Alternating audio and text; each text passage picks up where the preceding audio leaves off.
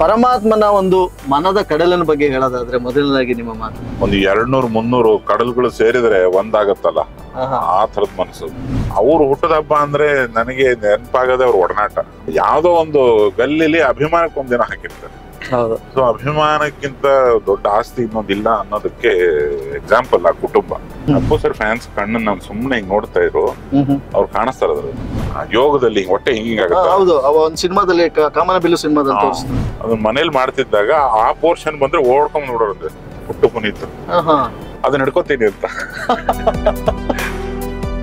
Hi hello ಎಲ್ಲ ನಗುವ ಮುಗ್ಧ ಮನಸ್ಸುಗಳಿಗೆ ನಿಮ್ಮ RJ ಸುನೀಲ್ ಪ್ರ್ಯಾಂಕ್ ಹೌಸ್ ನನ್ನ ಯೂಟ್ಯೂಬ್ ಚಾನಲ್ಗೆ ಸ್ವಾಗತ ಸುಸ್ವಾಗತ. ಸಖತ್ತಾಗಿರೋ ಇವತ್ತಿನ ಎಪಿಸೋಡಲ್ಲಿ ಮಜವೋ ಮಜಾ, ಸಿಕ್ಕಾಪಟ್ಟೆ ಜಾಲಿ ಫುಲ್ಲು ಜಾಲಿ ಮಾಡೋದಕ್ಕೆ. ನಿಮಗೆ ಈ ವಿಡಿಯೋ ನೋಡಿದ ತಕ್ಷಣ ನಾನಿರೋ ಲೊಕೇಶನ್ ನೋಡ್ತಿದ್ದಾಗೆ ನೀವು ಅಂದ್ಕೊಂಡಿರ್ತೀರ ಸುನೀಲ್ ಒಬ್ಬನಂತೂ ಇಲ್ಲ, ಯಾರನ್ನ ಕ್ಯಾಚ್ ಹಾಕ್ಕೊಂಡಿದ್ದಾನೆ. ಹಾಕೊಳ್ತಾ ಯಾರನ್ನಪ್ಪ ಕ್ಯಾಚ್ ಹಾಕೊಂಡು ಏನೇನು ಕ್ವಾಟ್ಲೆ ಮಾಡ್ತಾ ಇದ್ದಾನಪ್ಪ ಅಂತ ನಿಮ್ಮ ಪ್ರಶ್ನೆಗೆ ಉತ್ತರ ಏನಪ್ಪ ಅಂತಂದರೆ ದ ಒನ್ ಆ್ಯಂಡ್ ಓನ್ಲಿ ಸ್ಯಾಂಡಲ್ವುಡ್ನ ವಿಕಟ ಕವಿ, ನನ್ನ ಪ್ರೀತಿಯ ಒನ್ಸ್ ಅಪಾನ್ ಎ ಟೈಮ್ ನಮ್ಮ ಯೂಟ್ಯೂಬ್ ಚಾನಲಲ್ಲಿ ಕಾರ್ನಲ್ಲಿ ಸ್ಟಾರ್ ಅಂತ ಒಂದು ಕಾರ್ಯಕ್ರಮ ಮಾಡಿದ್ದೆ. ಅಲ್ಲಿಗೆ ಬಂದು ಫಸ್ಟ್ ಬಾವುಟ ಆರಿಸ್ಬಿಟ್ಟು ಹೋದಂತ ನಮ್ಮ ಯೋಗರಾಜ್ ಭಟ್ರು ಇವತ್ತಿನ ನಮ್ಮ ಕಾರ್ಯಕ್ರಮದಲ್ಲಿದ್ದಾರೆ. ಭಟ್ರೆ ನಮಸ್ಕಾರ. ನಮಸ್ತೆ, ನೋಡೋರಿಗೆಲ್ಲ ಸಲ್ಯೂಟ್, ನಮಸ್ಕಾರ. ಹೇಗಿದ್ದೀರಾ ಭಟ್ರೆ? ಏಕ್ದಮ್ ಫಸ್ಟ್ ಕ್ಲಾಸ್. ಎಷ್ಟು ದಿವಸ ಆಯ್ತು ನಿದ್ದೆ ಮಾಡಿ ನೀವು ಅಂತ ನನ್ನ ಪ್ರಶ್ನೆ ಮೊದಲು. ಎಲ್ಲ ನಿನ್ನೂರಿಗೆ ಬಂದಿದೀವಿ ಅಪ್ಪೋ. ಹೌದು, ಪ್ರಮೋಷನ್ ಅಲ್ಲಿ ಇದೀವಿ. ನಿದ್ದೆ ಬಂದಾಗ ಮಾಡೋದು ಹಂಗಾಗ್ಬಿಟ್ಟಿದೆ ಪರಿಸ್ಥಿತಿ. ಈ ನಿದ್ದೆ ಮಾಡಿ ಏನ್ ಮಾಡೋದು ಗುರು? ಇವಾಗ ರಿಲೀಸು ಮಾರ್ಚ್ 28 ಬಂತು, ಇನ್ನೊಂದು 17-14 ದಿವಸ ನಿದ್ದೆ ಮಾಡಿದ್ರು ನಿದ್ದೆ ಬರಲ್ಲ, ಹಂಗಾಗ್ಬಿಟ್ಟಿದೀವಿ. ಎಸ್ ಭಟ್ರೆ, ಮೊದಲನೇದಾಗಿ ಅಪ್ಪು ಸರ್ ಬರ್ತ್ಡೇ, 50ನೇ ವರ್ಷದ ಹುಟ್ಟುಹಬ್ಬ. ಹೌದು. ಸೊ ಕನ್ನಡದ ನಗುಮುಗದ ಒಬ್ಬ ರಾಜ್ಕುಮಾರ, ಹೌದು, ನಮ್ಮ ಪವರ್ ಸ್ಟಾರ್ ಪುನೀತ್ ರಾಜ್ಕುಮಾರ್ ಅವರ ಹುಟ್ಟುಹಬ್ಬದ ಒಂದು ಸಂದರ್ಭದಲ್ಲಿ ಪರಮಾತ್ಮ ಅಂತಕ್ಕಂಥ ಒಂದು ಅದ್ದೂರಿ ಸಿನಿಮಾ ಮಾಡಿದ್ರಿ ಅಪ್ಪು ಸರ್ಗೆ. ಹೌದು. ಪರಮಾತ್ಮನ ಒಂದು ಮನದ ಕಡಲಿನ ಬಗ್ಗೆ ಹೇಳೋದಾದ್ರೆ ಮೊದಲನೇದಾಗಿ ನಿಮ್ಮ ಮಾತು. ತುಂಬಾ ದೊಡ್ಡ ಒಂದು 200-300 ಕಡಲುಗಳು ಸೇರಿದ್ರೆ ಒಂದಾಗತ್ತಲ್ಲ, ಆ ತರದ ಮನಸ್ಸು. ಅದಕ್ಕೊಂದು ಬಾರ್ಡರ್ ಅನ್ನೋದೇ ಇಲ್ಲ.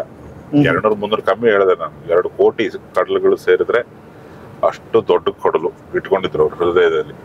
ಯಾರು? ನಮ್ಮ ಅಪ್ಪು ಸಾರು. ಅದು ಗೆಳೆಯ, ನಮಗೊಬ್ಬನಿಗೆಲ್ಲ ನಾಡಿಗೆ ಗೆಳೆಯ, ಸಜ್ಜನ, ವಿನಯವಂತ, ನಟ, ಏನೆಲ್ಲಾ ಪ್ರತಿಭೆಗಳು ಸೇರಿ ಹಂಗಾದಂಥ ಒಂದು ಎನರ್ಜಿ ಅದು. ಅವ್ರು ಹುಟ್ಟದ ಹಬ್ಬ ಅಂದ್ರೆ ನನಗೆ ನೆನಪಾಗದೆ ಅವ್ರ ಒಡನಾಟ. ಆಮೇಲೆ ಏನೋ ಕಾರಣಕ್ಕೆ ದಿನಾ ನೆನಪಾಗಂಗೆ ಆಗ್ಬಿಟ್ರು ಅಪ್ಪು ಸರ್. ಎಷ್ಟೋ ಅಂಗಡಿಗಳಿಗೆ ಅಪ್ಪು ಸರ್ ಹೆಸರಿದೆ, ಎಷ್ಟೋ ಅಂಗಡಿಗಳ ಮೇಲೆ ಬೋರ್ಡ್ ಇದೆ. ಅದು ನೋಡ್ತಾ ಇದ್ರೆ ಅದು ಅವ್ರ ಪರ್ಟಿಕ್ಯುಲರ್ ನಕ್ಕಿರೋ ಫೋಟೋನೇ ಹಾಕ್ತಾರೆ ಇಲ್ಲಿ ಹೋಟೆಲ್ಗಳ ಮೇಲೆ, ಅಂಗಡಿಗಳ ಮೇಲೆ. ಸುಮ್ಮನೆ ಯಾವ್ದೋ ಒಂದು ಗಲ್ಲಿಲಿ ಅಭಿಮಾನಕ್ಕೆ ಒಂದಿನ ಹಾಕಿರ್ತಾರೆ. ಸೊ ಅಭಿಮಾನಕ್ಕಿಂತ ದೊಡ್ಡ ಆಸ್ತಿ ಇನ್ನೊಂದಿಲ್ಲ ಅನ್ನೋದಕ್ಕೆ ಎಕ್ಸಾಂಪಲ್ ಆ ಕುಟುಂಬ. ಊರ ಹುಟ್ಟದ ಹಬ್ಬಕ್ಕೆ ಬೆಳಗ್ಗೆ ಹೋಗಿದ್ನಪ್ಪ ನಿಮ್ಮೂರಿನ ಗಾಯತ್ರಿ ಚಿತ್ರಮಂದಿರಕ್ಕೆ. ಅಪ್ಪು ಸಿನಿಮಾ ರಿಲೀಸ್ ಆಗಿದೆ 24 ವರ್ಷದ ನಂತರ. ಮೊನ್ನೆ ರಿಲೀಸ್ ಆದಂಗೆ ಜನ ಬಂದಿದ್ರು. ಅಪ್ಪು ಬಾಸ್, ಅಪ್ಪು ಅಪ್ಪು, ಅದು ಏನ್ ಆ ಹೆಸರಲ್ಲೇ ಒಂದು ಮುದ್ದಿದೆ ನೋಡೋದು ಅಪ್ಪು ಅನ್ನೋದು. ಖುಷಿಯಾಗೋಯ್ತು ನನಗಂತೂ. ಅವರ ಫ್ಯಾನ್ಸ್ ಕಣ್ಣು ನೋಡಿದ್ರೆ ನಿಜ, ನೀನ್ ಬೇಕಾದ್ರೆ ಟ್ರೈ ಮಾಡು. ಅಪ್ಪು ಸರ್ ಫ್ಯಾನ್ಸ್ ಕಣ್ಣು ನಾನು ಸುಮ್ನೆ ಹಿಂಗ್ ನೋಡ್ತಾ ಇದ್ರು, ಅವ್ರು ಕಾಣಿಸ್ತಾರ ಅದ್ರ ಟ್ರೂ ಲವ್. ಆ ಪರದೆ ಹತ್ರ ಹೋಗೋದೇನು, ಅವ್ರ ನೆಕ್ಸ್ಟ್ ಡೈಲಾಗ್ ಹೇಳೋದೇನು, ಅದರ ಹಂಗ ಅವರು ಮೋಸ್ಟ್ಲಿ ಚಿಕ್ಕ ಹುಡುಗ ಆಗಿದ್ದಾಗಿಂದ ಆಕ್ಟ್ ಮಾಡ್ಕೊಂಡ್ ಬಂದಿದ್ರಲ್ಲ, ಆ ಮುದ್ದದು ಯಾರಿಗೆ, ಅವರ ಸಮವಯಸ್ಕರಿಗೆ ಹೆಚ್ಚು ಕಮ್ಮಿ ನಾವು ಅವ್ರ ಸಮವಯಸ್ಕರೇ, ಅದಕ್ಕಿಂತ ಚಿಕ್ಕವರು, ಇವತ್ತಿನ ಕಾಲದ ಮಕ್ಕಳು, ಅವ್ರಿಗಿಂತ ದೊಡ್ಡವರು ಅಂದ್ರೆ ಅಣ್ಣವ್ರ ಕಾಲದ ಹಿರಿಯರು, ಎಲ್ರಿಗೂ ಆ ಚೈಲ್ಡ್ ಆರ್ಟಿಸ್ಟ್ ಆಗಿದ್ದಾಗಿಂದ ಭಾಗ್ಯವಂತರ ಸಿನಿಮಾದಲ್ಲಿ ಟ್ರ್ಯಾಕ್ ಅಲ್ಲಿ ಓಡ್ಕೊಂಡ್ ಬರ್ತಾರೆ ಗೊತ್ತವ್ರು. ಅಯ್ಯೋ ಮಗು ಸತ್ತೋಗ್ಬಿಡುತ್ತೆ ಅನ್ನೋ ತರ ಒಂದು ಬಿಲ್ಡಪ್ ಇದೆ ಅದರಲ್ಲಿ. ಅಲ್ಲಿಂದ ರೋಹಿತ್ ಅವಾಗ ಅವ್ರನ್ನ ಕರಿತಿದ್ದು, ಈ ಕ್ಷಣದವರೆಗೆ ಅವರು ಪ್ರತಿದಿನ ಡಬಲ್ ಮುದ್ದು ಬೆಳೆಸ್ಕೊಂಡೇ ಹೋಗಿದ್ದಾರೆ ಅಪ್ಪು ಸರ್. ಸಾಧಾರಣದ ರೀಚ್ ಅಲ್ಲ ಅವ್ರದ್ದು, ಸಾಧಾರಣದ ಅಭಿಮಾನ ಅಲ್ಲ ಜನರದ್ದು. ಅದು ನನಗೆ ಇವತ್ತು ಬೆಳಗ್ಗೆ ಎಲ್ಲ ಈ ನನ್ನ ಪ್ರಮೋಷನ್ ಮತ್ತೆ ಫುಲ್ ಹ್ಯಾಪಿ ಆಗೋಯ್ತು ಆ ಫ್ಯಾನ್ಸ್ ನೋಡಿ. ನಿಮ್ಮ ಮೊದಲ ಭೇಟಿ ಅಪ್ಪು ಸರ್ದು ಯಾವಾಗ, ಹೆಂಗಾಗಿತ್ತು? ಮೊದಲನೇ ಭೇಟಿ ನಾನು ಸುದೀಪ್ ಸರ್ ಸಿನಿಮಾ ಮಾಡಿದ್ದೆ, ರಂಗ SLC ಅಂತ. ಆ ಟೈಮಲ್ಲಿ ಒಂದ್ಸತಿ ಒಂದು ಎಡಿಟಿಂಗ್ ರೂಮ್ಗೆ ಏನೋ ನೋಡಕ್ ಬಂದಿದ್ರು ಅವಾಗ. ನಾನು ಮತ್ತೆ ನನ್ನ ಅಸಿಸ್ಟೆಂಟ್ ಡೈರೆಕ್ಟರ್ ಎಲ್ಲ ಹೋಗಿ ಪರಿಚಯ ಮಾಡ್ಕೊಂಡಿದ್ವಿ. ಹಾ ಒಳ್ಳೇದಾಗ್ಲಿ ಅಂತಂದಿದ್ರು. ಅದಾದ್ಮೇಲೆ ಎರಡನೇ ಭೇಟಿ ತುಂಬಾ ಮಜವಾಗಿದೆ ಅದು. ನಾನು ಮುಂಗಾರು ಮಳೆ ಮಾಡ್ಬೇಕಾದ್ರೆ ಈ ಕರೆಂಟ್ ಹೋಗ್ಬಿಟ್ಟಿತ್ತು ಸದಾಶಿವನಗರ. ಮನೋಮೂರ್ತಿ ಅವ್ರ ಮನೆಗೆ ಹೋಗ್ಬೇಕಿತ್ತು, ಕಾಂಪ್ಲೆಕ್ಸ್ ಹತ್ರ ಅವ್ರ ಮನೆ. ಅವಾಗ ಹೇಳ್ದೆ ಕೇಳದೆ ಕರೆಂಟ್ ತೆಗೆಯೋದು ಕಾಟ ಇತ್ತು.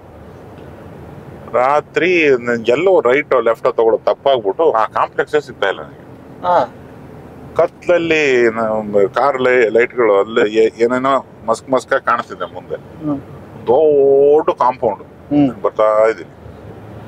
ಬಂದಾಗ ಒಬ್ರಿಗೆ ಕೇಳಿದೆ, ಸರ್ ಸದಾಶಿವನಗರ ಕಾಂಪ್ಲೆಕ್ಸ್ ಹೋಗೋದು ಹೆಂಗೆ? ಅವ್ರು ನೀಟಾಗಿ ಹೇಳಿದ್ರು, ಇಲ್ಲಿಂದ ಹೋಗಿ ಅಲ್ಲಿ ಲೈಟ್ ಇಲ್ವೇ ಇಲ್ಲ, ಕರೆಂಟ್ ಬಂದ ಮೇಲೆ ಅದು ಕಾಣಿಸುತ್ತದು ಕಾಂಪ್ಲೆಕ್ಸ್. ಅದು ನೀವು ಅಲ್ಲವ್ರ ಪಕ್ಕನೇ ಹೋಗಿರ್ತೀನಿ, ನಿಮ್ಗೆ ಕನ್ಫ್ಯೂಸ್ ಆಗಿರುತ್ತೆ ಅಂತೆಲ್ಲ. ಕರೆಕ್ಟ್ ಕತ್ಲಲ್ಲಿ ಯಾವ್ದೋ ಒಂದು ದಾರಿ ಹೇಳಿದ್ರು, ಇಷ್ಟು ದಾರಿ ಆದ್ಮೇಲೆ ಹೋಗಿ ಅಂತ. ಒಂದು ಹತ್ತತ್ರ ಒಂದ್ 2 ನಿಮಿಷ ಎಕ್ಸ್ಪ್ಲೇನ್ ಮಾಡಿದ್ರು. ವಾಯ್ಸ್ ಕೇಳ್ತೀನಿ, ಅಪ್ಪು ಸರ್ ಅದು. ಅಡ್ರೆಸ್ ಹೇಳಿದ ಅಪ್ಪು ಸರ್. ಕತ್ಲು ಅವ್ರ ಮನೆ ಕಾಂಪೌಂಡ್, ಅಣ್ಣ ಅವ್ರ ಮನೆ ಕಾಂಪೌಂಡ್ ಅಲ್ಲಿ ಯಾರನ್ನೋ ಕಳ್ಸಕ್ ಬಂದವ್ರು ನಿಂತಿದ್ದಾರೆ ಒಬ್ರೆ. ನಾನ್ ಹೋಗಿ ಅವ್ರಿಗೆ ಗೊತ್ತೇ ಇಲ್ಲ. ನಾನ್ ಕಾರ್ ಹಿಡಿದು, ಸರ್ ನಾನು ಇದ್ರಲ್ಲಿ ಹೌದೌದು ಹೋಗಿ ಹೋಗಿ ಹೋಗಿ ಅಂತ ಕಳಿಸಿ ಒಳಗ್ ಹೋದ್ರು. ಅಂತ ಒಬ್ಬ ದೊಡ್ಡ ನಟನಿಗೆ ಯಾರೋ ದಾರಿ ಕೇಳಿದ್ರೆ ತೋರಿಸ್ಬೇಕು ಅನ್ನೋ ಸೌಜನ್ಯ ಇದೆಯಲ್ಲ, ಅವ್ರಿಗೆ ನಾನು ಯೋಗರಾಜ್ ಭಟ್ಟ ಯಾರು ಅನ್ನೋದು ಅವರಿಗೆ ನಾನು ಒತ್ತಿ ಹೇಳಿದ್ರು ಗೊತ್ತಾಗಲ್ಲ. ಎಲ್ಲೋ ಒಂದ್ ಕಡೆ ಸಿಕ್ಕಿರ್ತೀವಿ, ಯಾವ್ದೋ ಸಿನಿಮಾ ಮಾಡಿರ್ತೀವಿ, ಏನೋ ಈ ತರ ಹಂಗೆ ನಮ್ಮಂಥವ್ರು ಎಷ್ಟು ಜನ ಇರ್ಬೋದು ಅವ್ರ ಬದುಕಲ್ಲಿ.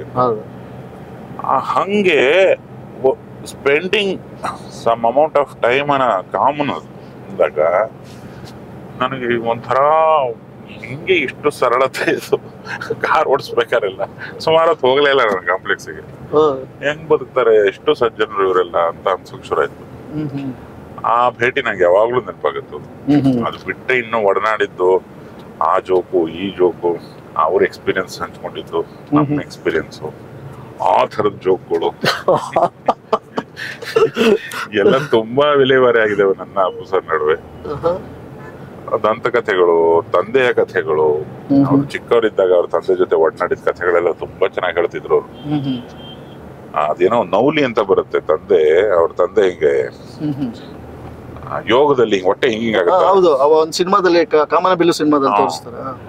ಅದನ್ನ ಮನೇಲಿ ಮಾಡ್ತಿದ್ದಾಗ ಆ ಪೋರ್ಷನ್ ಬಂದ್ರೆ ಓಡ್ಕೊಂಡ್ ನೋಡೋರಂತೆ ಪುಟ್ಟು ಪುನೀತ್, ಅದನ್ನ ಹಿಡ್ಕೋತೀನಿ ಅಂತ. ಅದೊಂಥರ ಬಾಳೆ ದಿಂಡು ತರ ಸಿಗುತ್ತಲ್ಲ, ಅದು ಅವ್ರ ತಂದೆಗೂ ಖುಷಿ ಆಗ್ತಿತ್ತಂತೆ, ಅಣ್ಣವ್ರಿಗೆ ಏನೋ ಮಗು ಮುಟ್ತಾ ಇದೆ. ಆಮೇಲೆ ಅವ್ರದ್ದು ಇನ್ನೊಂದು ವಿಶೇಷ ಏನಂದ್ರೆ, ತಂದೆ ದೊಡ್ಡ ಸ್ಟಾರ್ ಅಂದ್ರೆ ಶ್ರೀಯುತ ಅಣ್ಣವರು ಆ ದೊಡ್ಡ ಲೆವೆಲ್ ಮುಟ್ಟಿ ಮನೆ ಎಲ್ಲ ಆಗಿ ಪಾಪ್ಯುಲಾರಿಟಿ ಪೀಕ್ ಅಲ್ಲಿದ್ದ ಕಾಲ, ನೆಮ್ಮದಿ ಕಾಲ. ವರ್ಷಕ್ಕೊಂದು 2 ತೀರಾ ಅವಶ್ಯಕತೆ ಇದ್ರೆ 3 ಸಿನಿಮಾಗಳು ಮಾಡ್ಕೊಂಡಿದ್ದಂತ ಕಾಲ. ಆ ಒಂದು ನೆಮ್ಮದಿ ಕಾಲದಲ್ಲಿ ಜನಿಸಿದ್ದು ಅಪ್ಪು ಅವರು, ಎಷ್ಟೋ ಗ್ಯಾಪ್ ನಂತರ. ಹಂಗಾಗಿ ತಂದೆ ತಾಯಿಗೂ ಮುದ್ದು, ಒಂದು ಗೊಂಬೆ ಬಂದಿದೆ ಮನೆಗೆ ಅಂತ. ಅಣ್ಣಂದ್ರು ಶಿವಣ್ಣ ಸರ್ಗಾಗ್ಲಿ ರಾಘಣ್ಣ ಸರ್ಗಾಗ್ಲಿ ಅವ್ರ ತಮ್ಮನ ಇದ್ರಕ್ಕಿಂತ ಒಂದು ಮನೆ ಮಗು ಅನ್ನೋ ಫೀಲಿಂಗ್. ಅವರು ಎಲ್ಲ ಆಟ ಆಡಿದ್ರು ಆ ಮಗು ಜೊತೆಗೆ. ಆ ತರ ಹೇಳ್ತಿದ್ರು ಅವರು. ಹಲವಾರು ಘಟನೆ ಹೇಳೋರು, ಅಣ್ಣ ಅವ್ರದ್ದು, ಶಿವಣ್ಣ ಅವ್ರದ್ದು. ಅದಕ್ಕೆ ಅಂತ ಇನ್ನೊಂದ್ಸತಿ ಕೂತ್ಕೋಬೇಕು. ಹೌದು, ಸ್ಪೆಷಲ್ ಆಗಿ ಪರಮಾತ್ಮ ಸಿನಿಮಾದಲ್ಲಿ ಕತ್ಲಲ್ಲಿ ಕರಡಿಗೆ ಜಾಮೂನು ತಿನ್ಸಕ್ಕೆ ಯಾವತ್ತೂ ಹೋಗ್ಬಾರ್ದು. ಈ ಸಾಂಗ್ ಫಸ್ಟ್ ಟೈಮ್ ಕೇಳಿದಾಗ ನಿಮ್ಗೆ ಏನಾದ್ರು ರಿಯಾಕ್ಷನ್ ಮಾಡಿದ್ರಪ್ಪ ಸರ್? ಏನ್ ಕತೆ, ಕತ್ಲಲ್ಲಿ ಕರಡಿ ಏನಪ್ಪ, ಏನ್ ಕತೆ ಇದು? ಅವರು ಹಾಡ್ತಿದ್ರು ಕೂಡ. ಹೌದು, ಹಾಡುಗಾರರಾದ್ರಿಂದ ಸಂಗೀತ ಅವ್ರ ತಂದೆ ಕಡೆಯಿಂದ ಬಳುವಳಿ. ತಂದೆ ದೊಡ್ಡ ಹಾಡುಗಾರರು, ಇವ್ರು ಸಾಕಷ್ಟು ಸಿನಿಮಾಗಳಿಗೆ ಹಾಡಿದ್ದಾರೆ. ಅವ್ರಿಗೆ ಯಾವುದೇ ಹಾಡು ಕೇಳಿಸಿದ್ರೆ ಫಸ್ಟ್ ಆ ಟ್ಯೂನ್ ಅಲ್ಲಿ ಏನ್ ಮಜಾ ಇದೆ, ಆ ಟೋಟಲ್ ಟ್ಯೂನು ಸೌಂಡ್ ಎಲ್ಲ ಹೆಂಗ್ ಬರುತ್ತೆ ಫೈನಲ್, ಇವೆಲ್ಲ ಜಡ್ಜ್ಮೆಂಟ್ ಸೂಪರ್ ಆಗಿತ್ತು ಅವ್ರಿಗೆ. ಅದ್ಭುತ ಸಂಗೀತಗಾರ ಇದ್ದ ಒಬ್ಬ ಒಳಗಡೆ. ನಾನು ತುಂಬಾ ಸತಿ ಎಲ್ಲಾ ತರದ್ದು ಹಾಡು ಶುರು ಮಾಡ್ಬಿಡ್ಬೇಕು ಸರ್ ನೀವು ಇನ್ಮೇಲೆ ಅಂತ. ನನ್ ಕೆಲವೇ ಹಾಡು ಇಷ್ಟ ಆದ್ರೆ ಮಾತ್ರ ಹಾಡೋದು ಅಂತಿಲ್ಲ. ಒಂದ್ಸತಿ ಮಾಡೋಣ ಸರ್, ಏನೇನೇನೋ ಎಕ್ಸ್ಪೆರಿಮೆಂಟ್ ಮಾಡ್ತೀವಂತೆ, ನೀವು ಶುರು ಮಾಡ್ಬಿಡಿ ಎಲ್ಲಾ ತರದ ಹಾಡು, ಮೆಲಡಿ, ಮಸಾಲೆ, ಇಂಟ್ರಡಕ್ಷನ್ ಎಲ್ಲ ಹಾಡ್ಬಿಡ್ಬೇಕು, ಬೇರೆಯವ್ರಿಗೂ ಹಾಡ್ಬಿಡ್ಬೇಕಂತ. ತಂದೆ ತರ ಒಂದು ಭಕ್ತಿಗೀತೆ ಸಾಂಗ್ ಆಲ್ಬಮ್ ಮಾಡ್ಬಿಡೋಣ ಆಸೆ ಇತ್ತು ಅವ್ರಿಗೆ. ಅದು ನಾನು ಬಿಡ್ತಾ ಇದ್ದಿದ್ದು ಹುಳ. ಅನ್ನೋರು. ಆಮೇಲೆ ಎಷ್ಟು ಜನಕ್ಕೆ ಹೇಳ್ತಿದ್ದೆ ಅಪ್ಪು ಸರ್ ಕೈಲಿ ಹಾಡಿಸಿ ಹಾಡು ಅನ್ನೋದೆಲ್ಲ. ನನಗೆ ಇಷ್ಟ, ತುಂಬಾ ಸ್ಟ್ರೈಟ್ ಆಗಿ ಹಾಡೋರು. ಹರಿಕೃಷ್ಣಗೂ ತುಂಬಾ ಇಷ್ಟ. ಅದು ಕತ್ಲಲ್ಲಿ ಕರಡಿ ಕೇಳಿಸಿದ ತಕ್ಷಣ ಅದು 2-3ನೇ ಸಾಲಿಗೆ ನಗಕ್ ಶುರು ಮಾಡ್ಬಿಟ್ರು. ಅದು ಹರಿಕೃಷ್ಣ ಅದ್ ಯಾವ್ದೋ ಒಂದು ರಾಗ, ಅದೊಂದು ತಾಳ ಇದೆ ಅವ್ರದ್ದು, ಅದ್ರಲ್ಲಿ ತುಂಬಾ ಕಡಿಮೆ ಅಂತ ಹಾಡುಗಳು ಮಾಡೋದು. ಅಂತದ್ ಯಾವ್ದೋ ಒಂದು ಪೀಸ್ ಎತ್ಕೊ ಬರ್ತಾರೆ. ಅದು ಸಂಗೀತ ನಾವೆಲ್ರಿ ಈ ಜನ್ಮಕ್ಕೆ ಕಲಿಯಕ್ಕಾಗಲ್ಲ. ದೊಡ್ಡ ಸಾಗರ ಅದು. ಸಿನಿಮಾನಾದ್ರೂ ಒಂದು ಬಾರ್ಡರ್ ಅಂತಿದೆ, ಸಂಗೀತಕ್ಕೆ ಇಲ್ವೇ ಇಲ್ಲ. ಅದು ಕಲ್ತಷ್ಟು ಅವ್ರ ತಲೆಯಲ್ಲಿ ಏನ್ ಬಂದಿತ್ತೋ ಏನೋ ಹಿಡ್ಕೊಂಡ್ ಬಂದಿದ್ದಾರೆ ಅದನ್ನ, ಆ ರಾಗನ ಟ್ಯೂನ್ ಹಾಕಿ ನಾನ್ ಬರ್ದು ಬಿಟ್ಟಿದ್ದೀನಿ. ಈ ಹಾಡನ್ ಬರೆಯೋಕೆ ಹೆಂಗ್ ಬಿಟ್ರೆ ನೀವು ಆಕ್ಚುಲಿ ಈ ಕತ್ಲಲ್ಲಿ ಕರಡಿ ಉಟ್ಕೊಂಡಿದ್ದು? ಅದು ಈ ಕೈಲಾಗದ ಕೆಲಸ ಮಾಡಬಾರ್ದು ಅಂತ ನಾನು ಹರಿಕೃಷ್ಣಂಗೆ ಅದೆಲ್ಲೋ ಒಂದ್ ಕಡೆ ಕಾಮಿಡಿ ಮಾಡ್ತಿದ್ದೆ. ಕರಡಿ ತರ ಇದಾರಪ್ಪ ಅಂತ. ಅವ್ರು ಎಂಜಾಯ್ ಮಾಡೋರು. ಅವ್ರ ವೈಫ್ ಹಂಗ್ ಕರಿತಿದ್ರಂತೆ. ಟೆಡ್ಡಿ ಅಂತ ಇಂಗ್ಲಿಷ್ ಅಲ್ಲಿ ಕೇಳಕ್ ಚೆನ್ನಾಗಿದೆ ಸರ್, ಈ ಕರಡಿ ಬಾಯ್ ಬಿಟ್ಟು ಹೇಳಿದ್ರೆ ನೀವು ಬಹಳ ಒಂಥರ ಆಗುತ್ತೆ ಅಂತಿದ್ರು. ನಾನ್ ನೋಟ್ ಮಾಡ್ಕೊಂಡಿದ್ದೆ. ಅವ್ರ ಮುಂದೆನೆ ಬರ್ದಿದ್ ಲಿರಿಕ್ ಅದು. ಕತ್ಲಲ್ಲಿ ಕರಡಿಗೆ ಜಾಮೂನ್ ತಿನ್ಸಕ್ ಹೋಗ್ಬಾರ್ದು. ಯಾಕಂದ್ರೆ ಫಸ್ಟ್ ಆಫ್ ಆಲ್ ಕತ್ಲಲ್ಲಿ ಕರಡಿ ಕಾಣಲ್ಲ. ಜಾಮೂನು ನಾನು ಉತ್ತರ ಕರ್ನಾಟಕದವರಾಗಿ ಜಾಂಬುಳ ಅಂತಾರೆ ಆ ಕಡೆ, ನೆರಳೆ ಹಣ್ಣು, ಅದನ್ನ ತಿನ್ಸಕ್ ಹೋಗ್ಬಾರ್ದು ಅಂತ ಅಂದ್ಕೊಂಡು, ಹಂಗೇನಾರ ಕತ್ಲಲ್ಲಿ ಕರಡಿಗೆ ಜಾಮೂನ್ ತಿನ್ಸಕ್ ಹೋದ್ರೆ ಅದು ಯಾವತ್ತು ಸಕ್ಸಸ್ ಆಗಲ್ಲ ಅನ್ನೋ ಅರ್ಥದಲ್ಲಿ ಬರ್ಕೊಂಡು ಹೋಗಿದ್ದು. ಅದು ಎಂಡು ನನಗೆ ಬಹಳ ಇಷ್ಟ ಆಯ್ತು. ಅತ್ಲಾಗೆ ಆ ಹುಡುಗಿ ಇತ್ಲಾಗೆ ಈ ಹುಡುಗಿ ಯಾವತ್ತೂ ಇರಬಾರದು ರೀ. ಅದಾದ್ಮೇಲೆ ಒಬ್ಳನ್ನೇ ಲವ್ ಮಾಡಿ ಚೆನ್ನಾಗಿರಿ, ಇನ್ನೊಬ್ಳ ಫೋನ್ ನಂಬರ್ ಇಟ್ಕೊಂಡಿರಿ. ಆ ಲೈನಿಗೆ ಸಿಕ್ಕಾಬಿಟ್ಟೆ ನಕ್ಕಿದ್ರು ಅಪ್ಪು ಸರ್. ಹೌದು, ಆದ್ರೆ ನಿಮ್ದು ಸಾಕಷ್ಟು ಅದ್ ಯಾವ ಟೈಮಲ್ಲಿ ಕೂತ್ಕೊಂಡು ಅದ್ ಎಲ್ಲಿ ಕೂತ್ಕೊಂಡು ಬರದ್ರೆ ಗೊತ್ತಿಲ್ಲ. ಹಳೆ ಪಾತ್ರ ಹೇಳಿ ಕಪ್ಪನ ಬೆಟ್ರ ಜ್ಞಾಪಕ ಇದೆ. ನೀವು ಎಲ್ಲಿ ಕೂತ್ಕೊಂಡು? ನನ್ನ ಒಂದು ಮನೆ, ನಾನು ಮೊದ್ಲು ಸಾಲ ಸೋಲ ಮಾಡಿ ಕಟ್ಸಿದ್ ಒಂದು ಮನೆ ಅಟ್ಟದ ಮೇಲೆ ಸೂರಿ ಜೊತೆ ಸೇರ್ಕೊಂಡು ಬರ್ದಿದ್ದು ಹಳೆ ಪಾತ್ರ ಹೇಳಕ್ ಬಿಡ. ಆಕ್ಚುಲಿ ಬೆಟ್ರೆ ಈಗ ಮುಂಗಾರು ಮಳೆನ ತುಂಬಾ ಜನ ಹೇಳ್ತಾರೆ ಅಪ್ಪು ಸರ್ ಮಾಡ್ಬೇಕಾಗಿತ್ತು ಅಂತ. ನಿಜನಾ ಅದು ಅಥವಾ ಏನು ಕಾಗೆ ಹಾರಿಸಿದ? ಇಲ್ಲ, ಅಪ್ಪು ಸರ್ ಅದನ್ನ ಕೇಳಿದ್ರು ಇವ್ರ ಜೊತೆಗೆ, ರಾಘಣ್ಣ ಜೊತೆಗೆ. ಕಂಟೆಂಟ್ ನ ನಾನು ನರೇಟ್ ಮಾಡಿ, ಜೊತೆಗೆ ಪ್ರೀತಮ್ ಗುಬ್ಬಿ ಇದ್ದ. ಅವರಿಗೆ ಅಪ್ಪು ಸರ್ದು ಪಾತ್ ಅವಾಗ ಫಿಕ್ಸ್ ಆಗಿ ಹೋಗ್ಬಿಟ್ಟಿದ್ದು. ಇದಾದ್ಮೇಲೆ ಇದು ಈ ಇಮೇಜ್ ಮಾಡ್ಬೇಕು, ಆಕ್ಷನ್ ಇಮೇಜ್ ಒಂದು ಬೇಕು, ಫ್ಯಾಮಿಲಿ ಪ್ಯಾಕೇಜ್ ಒಂದು ಬೇಕು, ಈ ತರದ್ದು ತೀರಾ ತಿಳುವಳಿಕೆ ಇರೋ ಕುಟುಂಬ ಅದು. ಆ ಲೈನ್ ಅಪ್ಗಳನ್ನ ಮಾಡಿ ಇಟ್ಕೊಂಡಿದ್ರು. ಈಗ ಒಬ್ಬ ಯಾವುದೇ ಸ್ಟಾರ್ ನಟ ಇಮ್ಮಿಡಿಯೇಟ್ ಆಗಿ ಹಂಗೆ ಸಿಗೋದಿಲ್ಲ. ಖಂಡಿತ. ಅವ್ರು ಏನ್ ಸಜೆಸ್ಟ್ ಮಾಡಿದ್ರು ಅಂದ್ರೆ, ನೀವು ಇದನ್ನ ಹೊಸಬ್ರಿಗೆ ಮಾಡಿದ್ರೆ ಆ ಎಕ್ಸ್ಪ್ರೆಷನ್ ಗಳೆಲ್ಲ ತುಂಬಾ ಚೆನ್ನಾಗಿ ಕಾಣುತ್ತೆ. ಅಪ್ಪು ಸರ್ ಐಡಿಯಾ ಕೊಟ್ಟಿದ್ದ ಇದನ್ನ? ಅಪ್ಪು ಸರ್, ರಾಘಣ್ಣ ಪ್ರಯತ್ನ ಪಟ್ಟು ನೋಡಿ. ಯಾಕಂದ್ರೆ ಈ ಗ್ರಾಫಿಗೆ ನೀವು ಕಾಯ್ಕೊಂಡು ಕೂತ್ಕೊಂಡ್ರೆ ಆಮೇಲೆ ಅದು ಆಗದೆ ಹೋಗಿ ನಿಮಗೆ ಅಷ್ಟು ಕಾದಿದ್ದು ಅದನ್ನ ನಾವು ಸಜೆಸ್ಟ್ ಮಾಡೋದಿಲ್ಲ.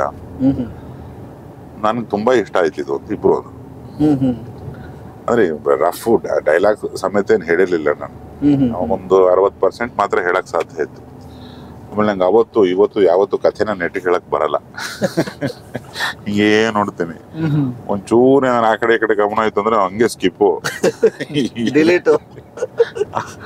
ಆಸಕ್ತಿಕರವಾಗಿ ಹೇಳೋಕೆ ಬರಲ್ಲ. ಅದು ತುಂಬಾ ಜನ ಒಂದು ಡಬ್ಬಾ ಕಥೆನೂ ಇಂಟ್ರೆಸ್ಟಿಂಗ್ ಆಗಿ ಹೇಳ್ಬಿಡ್ತಾರೆ. ನನಗೆ ಯಾವ ಕಥೆನೂ ನೆಟ್ಟಿಗೆ ಹೇಳಕ್ ಬರಲ್ಲ. ಹೌದು, ಇಂಡಸ್ಟ್ರಿಯಲ್ಲಿ ಕೆಲವರು ಅದೇ ಪ್ರಾಬ್ಲಮ್ ಅಂತಲ್ಲ. ಬಟ್ ಡೈರೆಕ್ಟರ್ಗಳದ್ದು ನರೇಟ್ ಚೆನ್ನಾಗಿ ಮಾಡ್ತಾರಂತೆ, ತೋರ್ಸೋದೇ ಬೇರೆ ತರ. ಇನ್ನೊರು ತೋರ್ಸೋದೇ ಬೇರೆ, ನರೇಟ್ ಡುಬಾಕ್ ನಾನು ಹೇಳ್ತಿರ್ಬೇಕಾದ್ರೆ ವಿಜುವಲ್ ಎಲ್ಲ ಬಂದ್ಬಿಡುತ್ತೆ.